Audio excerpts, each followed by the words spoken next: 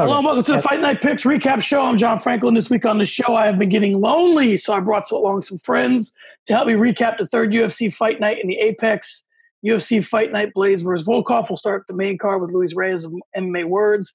Then we'll bring in Fight Night Picks' own Cameron Romanek for the prelims and finish up with Kate from the sophisticated MMA YouTube channel to look big picture. But we begin with the co-host of the MMA Words podcast. He's Luis Reyes. Luis, how you doing? Good, brother. How are you? I'm doing pretty good. All right. I want to get started because we really haven't talked about this, you and I specifically. With the pandemic going on, there's a lot of, kind of everybody saying, well, it is what it is, right? We got to deal with it. It is what it is. I wanted to get your thoughts on the fights being in the Apex, fights with no crowds, how you think Dana's handling the pandemic. What do you think about all that stuff? Yeah, man, it's interesting times for sure. Dana's been having a hard time kind of getting fighters in. So we've noticed that a lot of these fighters that are showing up to the cards they're not huge names. Dana's just kind of trying to fill slots at this point. When it comes to the actual fights going on, and I've seen this similarly in gyms. Whenever you guys have sparring sessions, the pace is a lot slower. Fighters are more calm. They're a lot more methodical. And I've kind of noticed that in these Apex fights where the fighters are not they're not, what's the word I'm looking for? The adrenaline isn't going through the roof with 20,000 people in the stadium. They're a little bit more calm. They're a little bit more methodical. Their approaching is like a sparring session. The downside to that is we're not seeing a whole lot of finishes. We're seeing a lot more decisions. We're seeing a lot more slower pace starting off the fights, right? But we're also seeing a lot more of a technical approach to these fights. So I think it's benefiting some fighters where they're not getting that huge adrenaline dump because they're not in front of a crowd of 20,000 people. But at the same time, we're, as the fans, we're not seeing huge finishes. We're not seeing, mistakes being made. People are a lot more methodical to it. So yeah, I think on the fighter caliber side too, we're not seeing fighters that are very big names, big household names on the main cards. And I think it's almost like we're kind of ready for it. I was talking to somebody, and I definitely don't want to get into a political thing here, but I was talking about how the Me Too thing sort of set the table for what's going on with all Black Lives Matter now and how people are getting canceled for some of their beliefs because we were already ready for it because of other things. Do you think the Contender Series kind of made us comfortable with fights with no crowds and it's not as much of a shock to the fans? It's maybe more of a shock to the fighters because, if you're a main event champion, the idea that you would fight in front of no fans is probably crazy to you. But we're used to seeing it on the Contender Series. Do you think maybe fans were almost more ready for it than fighters were? I'd say, yeah. I think they did a pretty good job with the Ultimate Fighter, with the Contender Series, of showing fans that environment, that more intimate approach to fights where it's just fighters, coaches, and their corners. You're also able to hear a lot more of the impact of the shots too. So I think that kind of affects the judging from the fans' perspective as well. You hear those big shots. You don't really hear them as much in a crowd of 20,000 people. But I don't know. I think some people do like that intimate view of the fight where they hear all the shots, they hear everything that lands. And some people like seeing when the crowd gets amped up. If they see a shot that looks like it lands big and the crowd goes crazy, I think fans enjoy hearing that too, that energy. Yeah, I'd be interested to maybe take a closer look at some of the judging and see if the judging is better with no crowds. That'd be good. That'd be a good thing to kind of look at. It's kind of odd. All right, let's get started at the top of the card. This matchup was as cliche as they come, but a great one on paper nonetheless. Curtis Blaydes, the heavyweight division's most prolific wrestler in terms of number of takedowns landed, 45, took on Alexander Volkov, the former Bellator heavyweight champion with the division's highest percentage of takedowns defended. Blaydes coming in on a 4-fight win streak, a 14-2 record. If that wasn't impressive enough, his 2 losses have come to only one man, Francis Ngannou. Volkov is 5-1 since joining the UFC with wins over Nelson, Struve, Verdum, Hardy. The stakes in this one for me couldn't be higher, with Stipe Miocic and Daniel Cormier booked for their trilogy fight, and the understanding that no matter who wins, the division's sort of opening back up again. The discussion deepens because Miocic has been the presumptive number one contender, Francis Ngannou. He's beaten him already rather convincingly, and Ngannou has 2 wins over Blaydes. All right, Luis, if ever there was a rinse and repeat fighter, it's Curtis Blaydes. I want to talk technique, but listen, he's going to take you down. He's going to retake you down. And when he's done taking you down, he's going to take you down again. Did you see anything last night on his feet that may give you an indication that when he fights the upper echelon of the division, and I'm speaking specifically here of Miocic, Ngannou, do you think it's that his wrestling prowess, because for all his wrestling accolades, he lost twice to Ngannou, who is, about as devout a striker as there is. Did you see anything from Blaydes that makes you think moving forward it's going to be any different?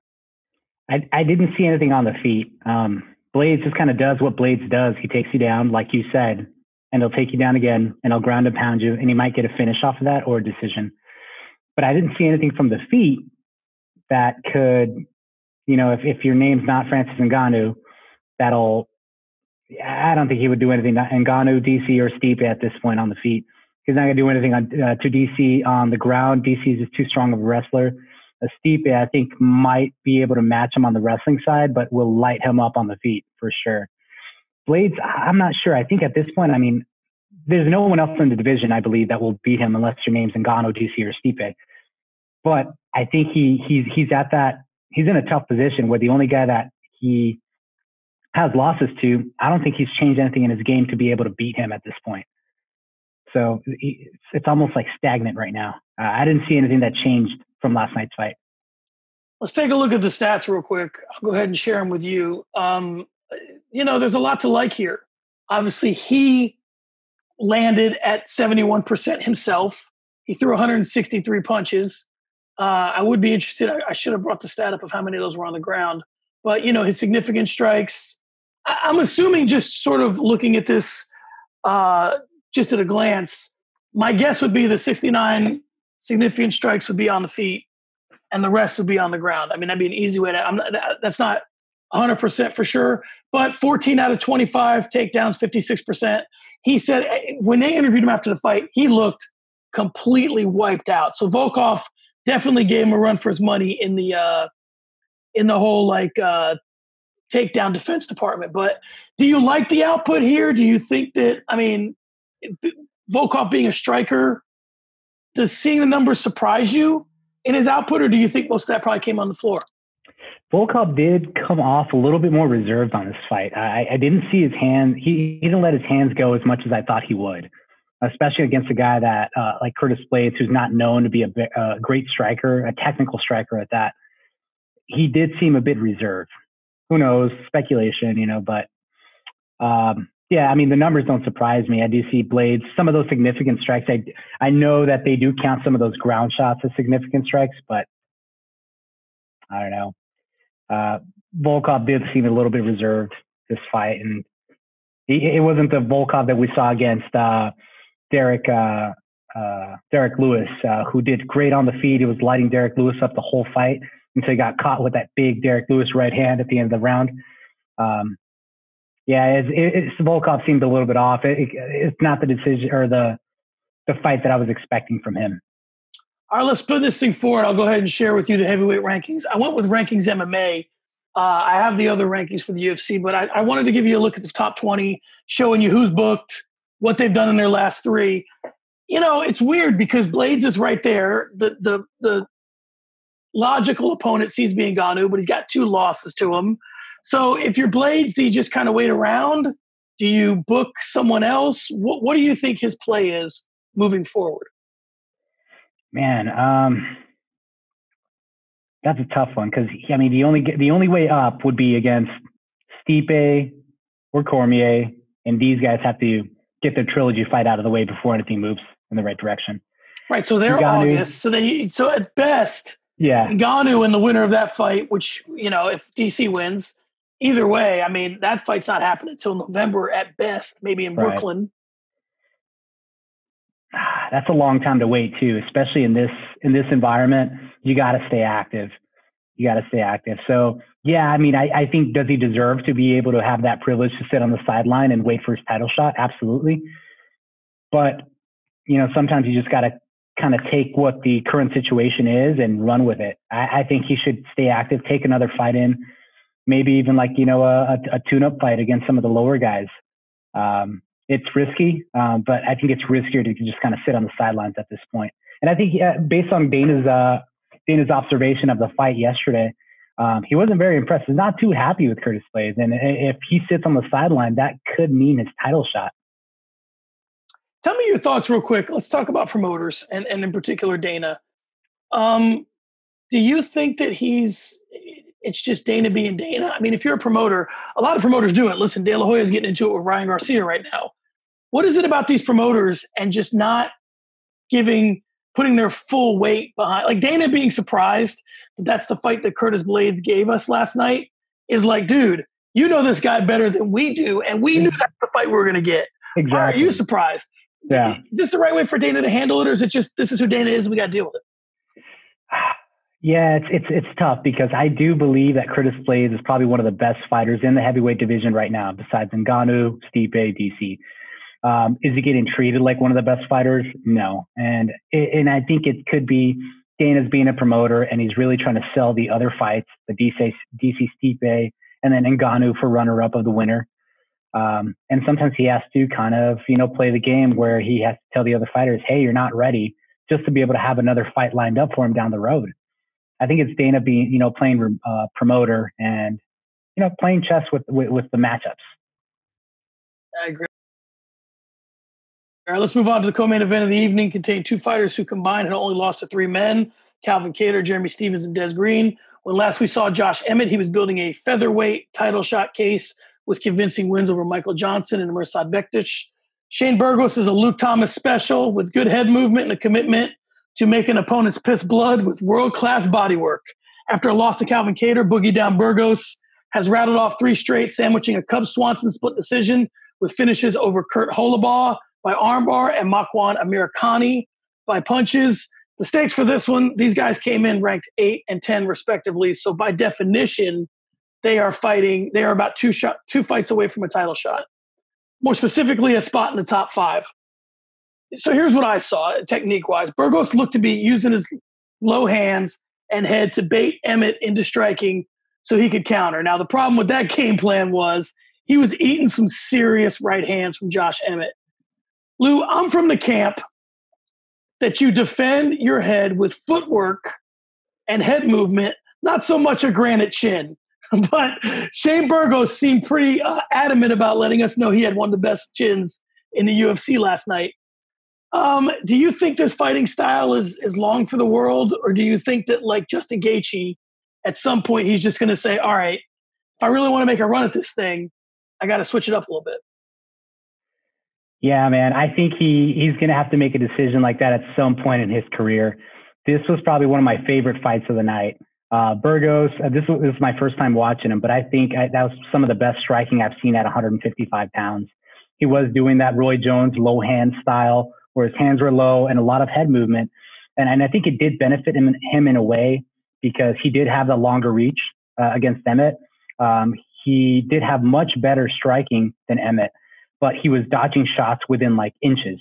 And that's a risky game to play against a guy like Emmett that shoots big shots, and he's taken out almost every single one of his last 4 or 5 fights. That was a fun fight to watch, and I had it as a draw. It was a really close fight. I had Burgos first 2 rounds, and then Emmett a 10-8 for the 3rd round. But it was a really close fight. Super fun to watch.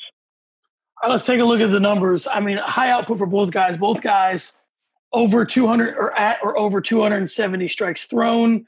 Both guys, I mean, they're really, you calling it a draw, I mean, you couldn't get any closer here. They threw about the same amount of punches. They're only separated by 12 total strikes landed. 1 significant strike landed. One had a takedown, the other didn't. So, I mean, if ever there was a draw on paper, here it is. Do you think that in looking at the fight, when I look at a guy like Burgos, I feel like he's such a skilled guy that the path for this fight not being that close was there. He's just a wild man, and he likes to get in there and mix it up. And I don't know if Josh Emmett was the guy to mix it up with necessarily. But again, like you said, he kept it close. Let's try and move these guys forward because obviously the stats are what the stats are. Let's take a look at 145 pounds and see what's kind of waiting out there for him. So at 145 pounds, obviously Volkanovski is the champion. We know that. But looking at who's booked, we got, Chan Sung Jung is there. Zabit Magomed-Sharipov is there. Yair Rodriguez is there.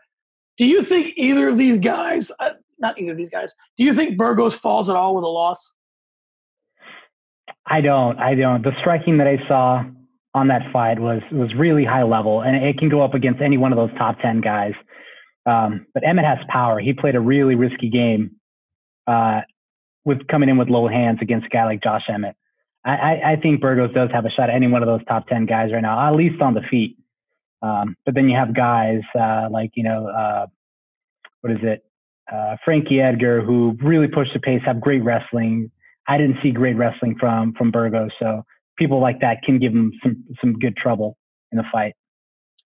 Let me throw a promoter's hat on you real quick, because I want to get your thoughts on how to move fighters forward. Do you think when you have a guy like Shane Burgos, you put him in there with Frankie Edgar to either have him show that he has skills that he's not yet displayed, or to get humbled and put him back to the gym with a new game plan? Or do you just say, this is who Shane Burgos is, I'm going to put him in there with Yair Rodriguez, I'll probably get a fight of the night out of it, and we all move forward? Do you think it's the job of the promoter to grow the fighter, or just put him in there with the best matchups possible and his growth is his own business?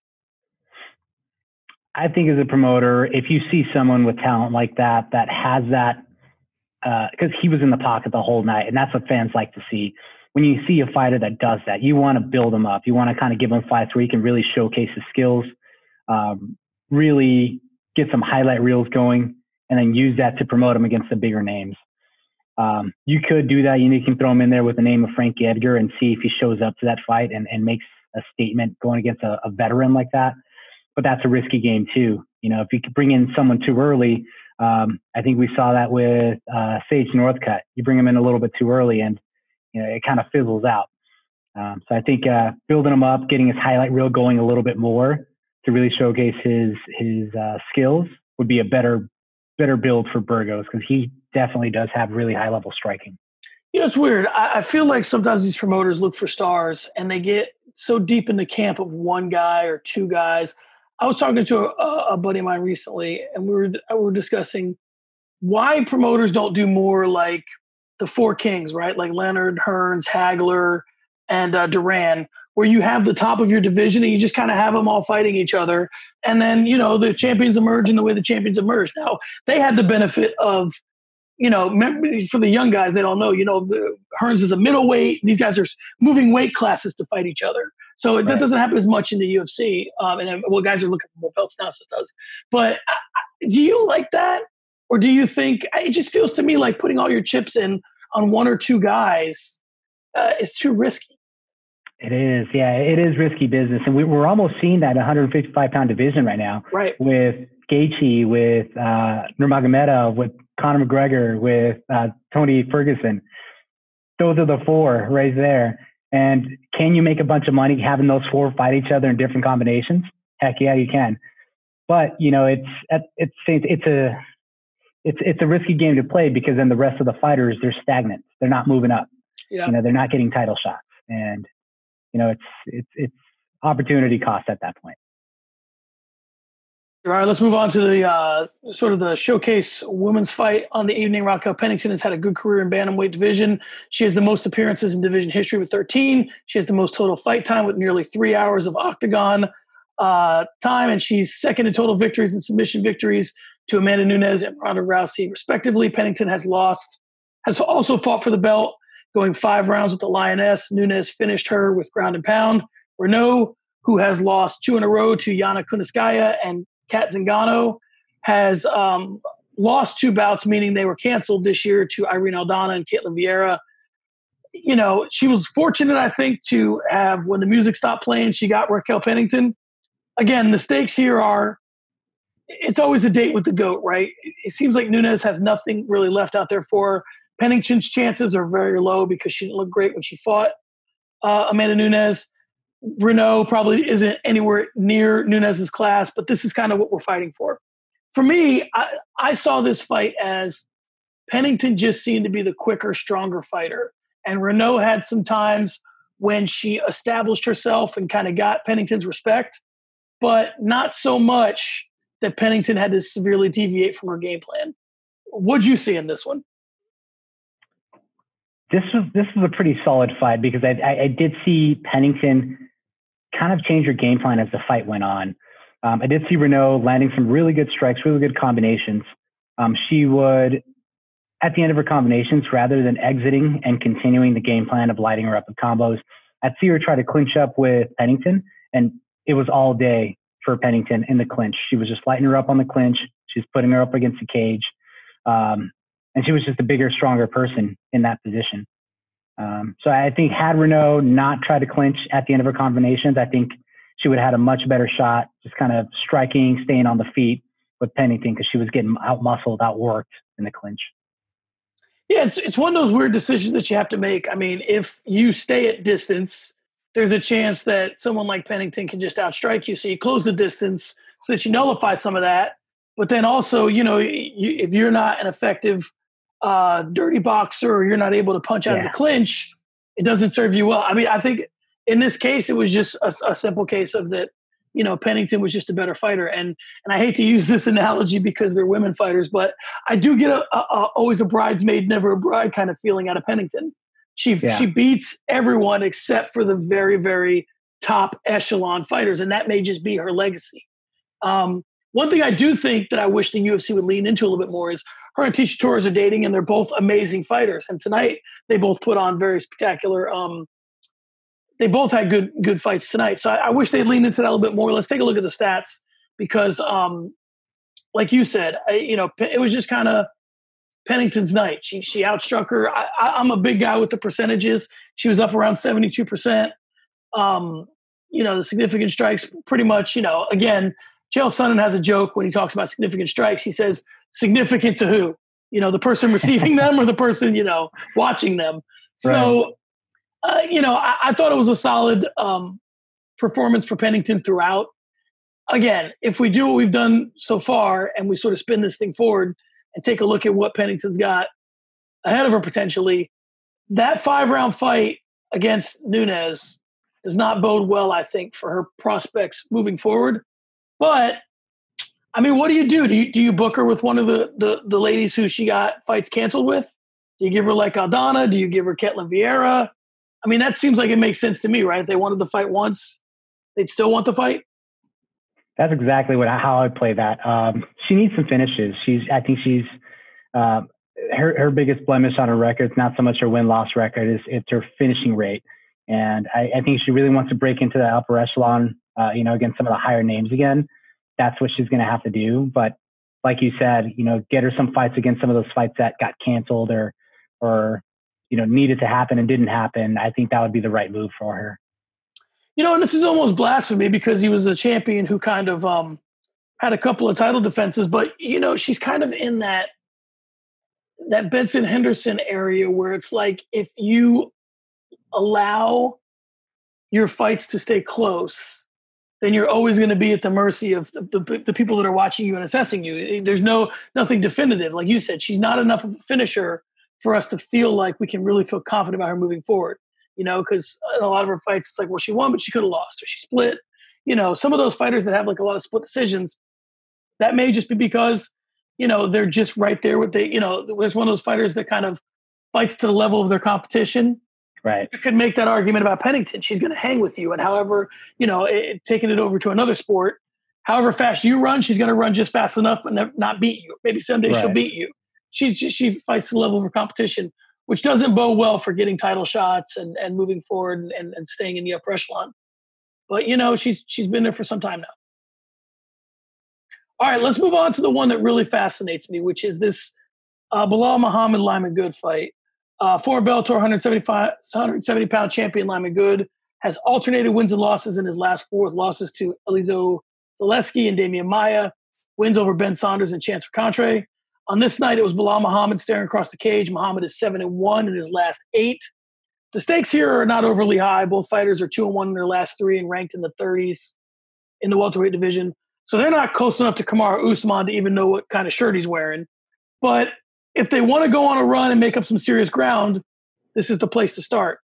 What I liked about what Muhammad did in this fight was Lyman Good is the kind of fighter that's going to walk you down.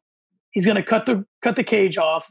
And I'm one of those people that when I see someone doing something, I have to give them credit for it. I can't say it's just, coincidental. It seemed like every time Good was set to throw, Muhammad would strike and he would beat him to the punch. And as he was getting set, so he would switch stances and move and the way I looked at it was he kind of had him on a string. And when Good got to the end of that string, Muhammad was ready with a strike. Now, here's my thing with that style. I don't see elite level cardio from Muhammad.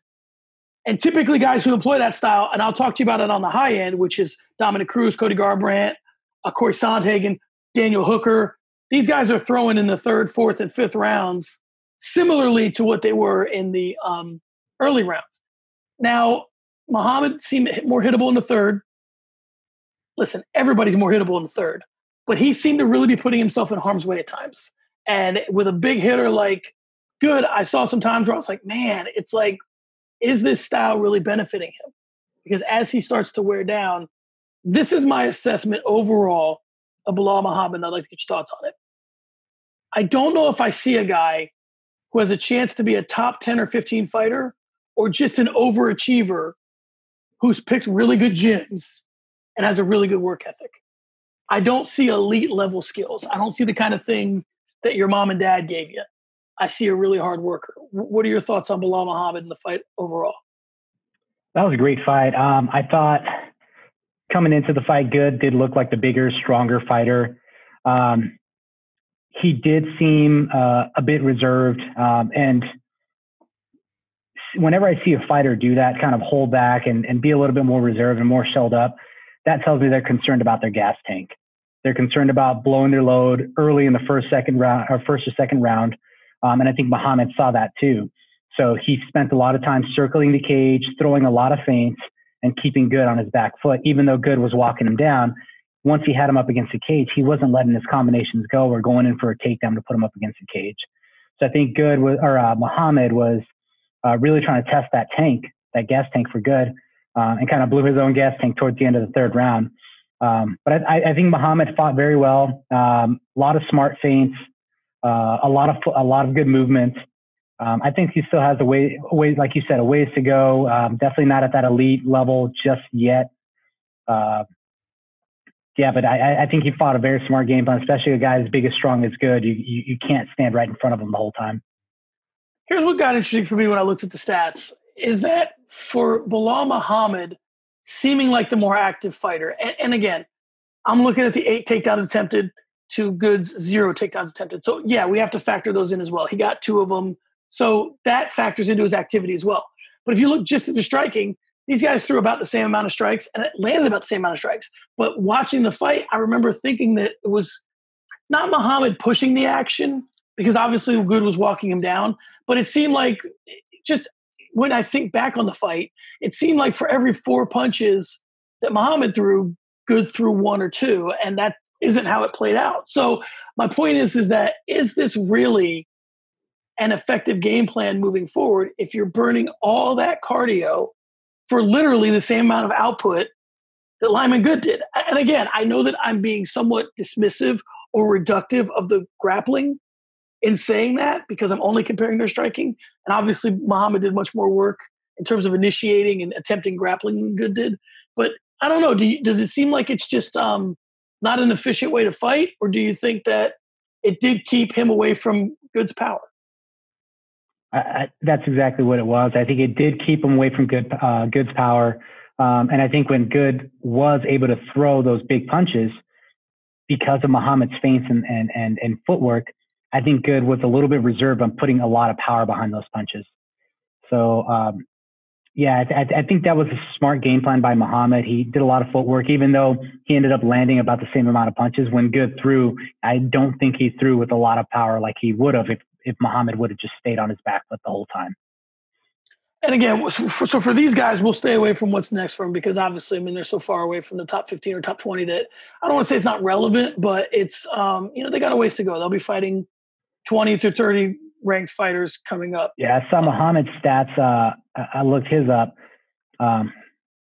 he's just got to finish. I think out of his last 8 fights, he's gotten 1 submission in all decisions. Now, mind you, that's a pretty good win streak. But, if we know Uncle Dana, he wants those finishes. He wants those highlight reels. And you got to put those up on the board. And you know what? You talked me into it, kind of. Let's take a look. I got 21 through 40. Let's take a look at it. Yeah. See who's in there for him. He is so Mike Perry, Nico Price. He's at 32. Anybody stick out for you here? I mean, the Brazilian Cowboy's there. Nico Price might be a fun fight. Yeah. I think that he should get in there with somebody that's going to go get after it. I think that if, like you said, if he's looking to get, if he's looking to get a finish, take a look at what Nico Price did in his last 3. That's kill or be killed if I ever saw it. Oh, yeah. Jeff Neal, Give him Nico Price. Took him out. He took James Vick out. So I think that I like him fighting Nico Price. Yeah. Nico's a bad dude. Bad dude. All right, let's go with Nico Price. All right, let's move on to the last fight of the main card. Jim Miller's been around forever. He's an arguable Hall of Famer, which is a conversation for another day. He fought on UFC 100. He fought on UFC 200. He wants to fight on UFC 300. On this night, he drew up-and-coming Contender Series vet Roosevelt Roberts. On paper, this fight to me seemed like it was, I don't want to say grooved for Roberts, but they did want to see what they had in him, right? The Jim Miller's job is put this kid over before you hang him up for good. But listen, when I saw the fight, he took advantage of Roberts' slip, found top position, went for a mount. He lost the top position, or he lost at least the Roosevelt kind of transitioned to his back or gave up his back in trying to get out. Miller stuck to the game plan, started attacking his back. When that wasn't there, found his arm as Roberts tried to find himself a better position. Do you think this is a case of in Roosevelt Roberts, listen, you fought a professional fighter tonight and you made a small mistake and he exploited it? Or do you think that Roberts has in any way been exposed? No, I've seen Roberts' highlight reel, and he's got a lot of submissions. I think this is just a case of just making one mistake against a very vetted fighter. Jim Miller's been in there probably just as much as Cowboy Cerrone in the amount of fights that he's had in the UFC. He's been through the ringer, and I think Roosevelt Roberts probably just made one mistake. He started off in great position. Jim had a really deep armbar, and I cringed when I saw Roberts just stand up. When you're in an armbar like that, you slowly got to shift your elbow up above the hips. He stood right up, and I'm not sure if it was the ring or something, but I heard some cracks. I heard some pops on that armbar.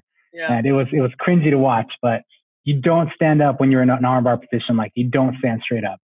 It was a small mistake, and like I said, a guy like Jim Miller, who's been in there for so long, capitalized on it. And, it's nothing to hang your hat on. Take this L, move on. I think Roosevelt Roberts, he's got a great career ahead of him.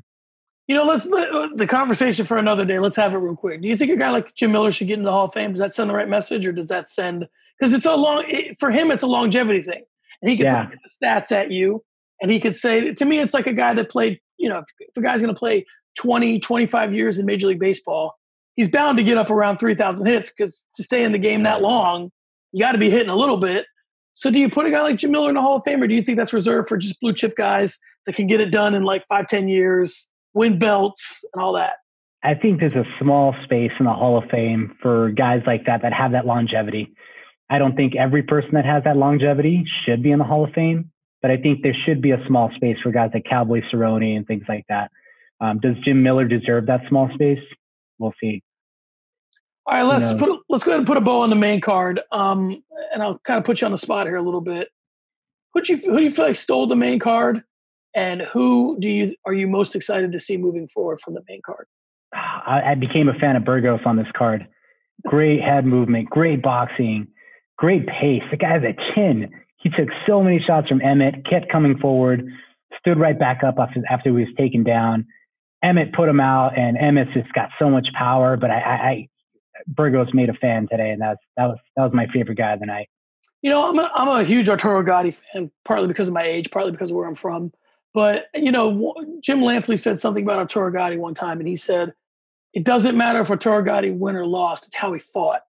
And that's what I see in Shane Burgos. You're not going to remember when you think about the Emmett fight, whether Shane Burgos won or lost. You're going to remember how Shane Burgos fought. And that's how he made a fan tonight. And I think that we were talking a little bit earlier about what do you do with a guy like that? I think you got to lean into him. You know, a guy like Shane Burgos doesn't come around all the time. So you say, okay, I got a list of kill or be killed guys on this roster. He's on it.